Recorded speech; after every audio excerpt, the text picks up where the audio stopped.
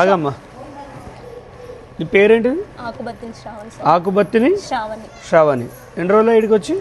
గురువారం నైట్ వచ్చిన. గురువారం నైట్ వచ్చినావు. ఎందుకు వచ్చినావు అమ్మా? కొట్టిండు, ఇక్కడ కొరికిండు. ఎవరు కొరికిరు? సాయి ప్రసాద్. సాయి ప్రతాప్. చూస్తే గుర్తుపడతావా? గుర్తుపడతా సార్. సరే, ఇతనేనా? అతనే సార్. ఈయనేనా? ఆయనే సార్. ఇతనే. ఏం చేసిండు చెప్పమ్మా? గుంజుకెళ్ళింది సార్. మేము షాప్లోకి వెళ్ళినాం సార్. షాప్లోకి వెళ్ళినాం. గుంజుకెళ్ళింది సార్. గుంజుకెళ్ళి పట్ట కొట్టింది సార్. కొట్టింది, చాలా కొట్టింది సార్. చాలా కొట్టింది, ఇక్కడ కొరికింది సార్. రొమ్ము కొరికిండా ఇక్కడ? రొమ్ము కొరికింది, బ్లడ్ చాలా వెళ్ళింది సార్. మళ్ళీ పుస్తలు దంపేసింది సార్. మళ్ళీ ఇక్కడ కొరికిండు, ఇక్కడ కూడా కింద కూడా కొరికింది సార్. కొరికిండు, ఫోన్ వల్ల కొట్టింది సార్. నువ్వు ఎవరికైనా చెప్తే మంచిగా ఉండదు, మీ నలుగురిని చంపేస్తా, మీ ఫ్యామిలీని చంపేస్తా అని బెదిరించింది సార్. మళ్ళీ పైనుంచి 10,000 కావాలని నన్ను బెదిరించింది సార్. మళ్ళీ పుస్తలు అమ్ముకుంటా అని బెదిరించింది సార్. తీసుకుపోయిండి పుస్తలు? లేదు సార్, నేను గుంజుకున్నా సార్. పోలీస్ స్టేషన్ పోయినావా? పోయినాం సార్. కంప్లైంట్ ఇచ్చినావా? ఇచ్చినాం. ఏమన్నారు పోలీసు వాళ్ళు? మీ పలానాడు అని గుర్తుపట్టినావా? పట్టినా సార్. కూడా వచ్చి చెప్పిన మిషన్ మేడం కూడా వీడియో తీసుకొని ఏంటంటారు మాట్లాడి యాక్షన్ లేదు, ఏం లేదు సార్. వాళ్ళు ఏంటంటే కొంచెం కాంగ్రెస్ పార్టీ అని చెప్పేసి వాళ్ళకి అది ఫేవర్ అయిపోతారు. వాళ్ళు కాంగ్రెస్ పార్టీ కానీ ఏ పార్టీ కానీ పెయిన్స్ ఇంకా తక్కువ లేవు సార్. పెయిన్స్ చాలా ఉన్నాయి. సరే, నేను ఇప్పుడు సిపి గారితో మాట్లాడి మీకు న్యాయం చేస్తా.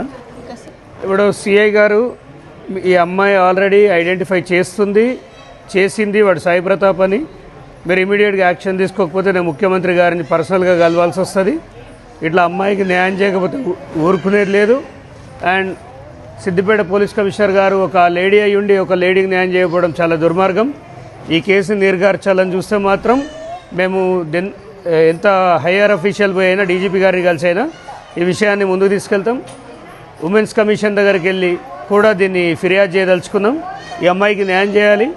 అండ్ ఇంట్లో ఉన్న నలుగురికి భద్రత కల్పించాలి పోలీసులు. ఈ వీడియో ఇప్పుడు మీకు సెండ్ చేస్తాను. 24 అవర్స్లో కనుక మీరు యాక్షన్ తీసుకోకపోతే దీన్ని ముఖ్యమంత్రి గారికే పంపిస్తాను డైరెక్ట్గా. మీరేం భయపడొద్దమ్మా. మీరు గుర్తుపట్టిరు కదా అబ్బాయిని? సరే, నేను మాట్లాడతాను, నువ్వు ధైర్యంగా ఉండు. ఏదన్నా ఉంటే కూడా నా నంబర్ ఉంది కదా, పోలీసు వాళ్ళు ఎవరు బెదిరించినా నువ్వు నాకు చెప్పాలి. పోలీసు వాళ్ళు పబ్లిక్ జీతగాళ్ళు, పబ్లిక్ పైసలు ఇస్తే చేసేటోళ్ళు, మనకి సేవకులు వాళ్ళు. ఎవడు ఏం చేసినా నువ్వు భయపడద్దు. అయితే నాకు మొన్న కనిపించేమన్నా అంటే వాళ్ళు సీఐ చెప్పిండంట, దొరికితే మాత్రం మీకు అమౌంట్ ఇప్పిస్తా అని చెప్పేసి అన్నాడు. ఏదని చెప్పేసి అంటే నాకు అమౌంట్ ఏం అవసరం లేదు, నాకు పర్సన్ కావాలి. ఈ సీఐ ఏమంటుండు? సీఐ మళ్ళీ నేను చర్యలు తీసుకుంటా అంటున్నా, కానీ ఇంతవరకు చర్యలు లేదు, ఏం లేదు. నువ్వు పేరు చెప్పినావు కదా ఆల్రెడీ, ఫోటో చూసినావు కదా, గుర్తుపెట్టినాక కూడా ఏం సపోర్ట్ చేస్తలేడా? ఏం సపోర్ట్ చేస్తలే, పట్టించుకోవద్దు ఎందుకు మనకు అన్నట్టు మాట్లాడుతారా? అట్లనే ఉంది. ఇప్పుడు పోలీస్ స్టేషన్కి పొద్దుల కూడా పోయినా, నిన్న పోయినా, రోజు తిరుగుతూనే ఉన్నా. మీరు ధైర్యంగా ఉండండి, నేను మాట్లాడతా.